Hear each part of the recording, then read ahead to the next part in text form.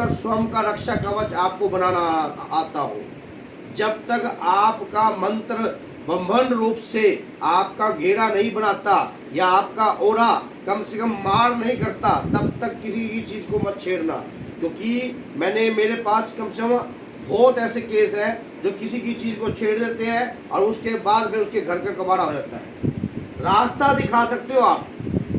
कई बार मैंने यूट्यूब पर जब मैं लाइव आता हूँ तो लोग कहते हैं गुरु जी दूत महाराज कैसे प्राप्त होंगे। अरे अकेला दूत महाराज के दम पर चीज को नहीं छेड़ा जाता। दूत क्या होते हैं पहले ये समझो। दूत हमारे जैसे ही है। मान लीजिए कोई भक्त है, भक्ताई मान लीजिए उसको करते करते 10 साल हो गए, फिर 20 साल हो गए, उन्हें हनुमान जी की भक्ति करी। हनुमान जी की भक्ति करने का उसकी देह का त्याग करने का समय आ गया।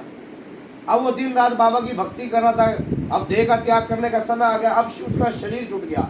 अब बाबा के दूत उसको लेने आएंगे, ना कि यमदूत। तो लाकर बाबा की श्री चरणों में उसके घर के या कोई भी अगर बालाजी से जुड़ा होगा तो बालाजी में उसको स्थान दिला देगा।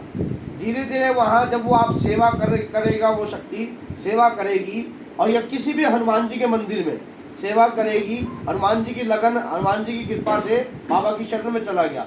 अब क्या होता है कि मान लो आपका नाम क्या है, अमित कुमार, बाबा से जाकर फरियाद करता है कि बाबा मेरे घर में दुख प्रेत व्याधा बहुत सता रही है, बहुत तंग हो गया, बाबा मुझे कृपा दीजिए।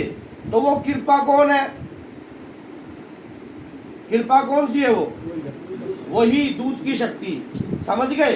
अब वो कृपा क्या प्राप्त होगी? अभी वो कृपा, इसमें मैं कुछ नहीं हूँ और आप कोई तीसरा व्यक्ति कुछ नहीं है। आपने जैसे भक्ति करनी स्टार्ट करी, धीरे धीरे धीरे धीरे धीरे धीरे धीरे आपकी भक्ति से प्रसन्न होकर बाबा आपको कृपा देंगे। अपने आप ही वही दूत की कृपा आपके घर में आएगी, लेकिन आपको पता नहीं लगेगा। क्यों नहीं लगेगा? आप कहोगे तो कोई तरंग तो आती है, शरीर के ऊपर कोई असर तो आ रहा है, कोई ऊर्जा तो महसूस हो रही है, लेकिन पूजा करते समय आभासी भी बहुत आ रही है, खिंचाव भी बहुत पड़ रहा है, लेकिन वो शक्ति है कौन सी नहीं पता।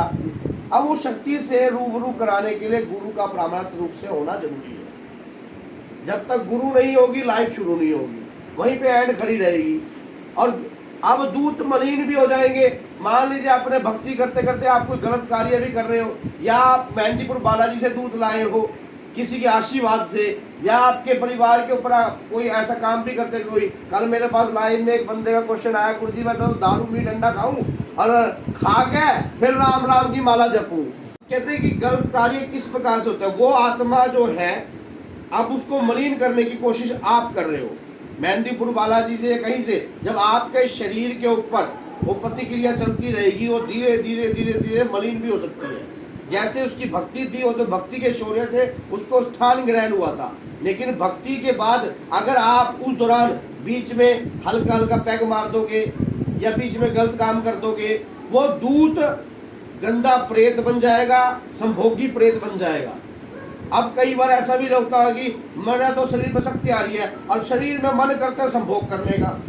ऐसे बहुत सारे लोग हैं, मैं गुरु के नाम नहीं लेना चाहता, बहुत सारे लोग ऐसे मेरे पास क्वेश्चन करते हैं कि गुरुजी शरीर पे ऊर्जा भी आती है, हनुमान चालीसा करता हूँ पूरा, लेकिन मन करता है गलत होने का। ये क्यों है? क्योंकि आप उसको मलिन कर रहे हो, आप खुद उसको गलत कर रहे हो। ऐसे व्यक्ति को क्या करना चाहिए? अगर आपको वाक्य में चाहिए, बाबा की कृपा चाहिए, तो बाबा की सिद्धि का अंश प्राप्त करो। टारगेट कौन सा होना चाहिए? सिद्धि का अंश। और सिद्धि का अंश प्राप्त करने के लिए मेहनत करनी पड़ती है, त्याग करना पड़ता है, लहसुन प्याज का, अपने हर प्रकार के विचारों का भी।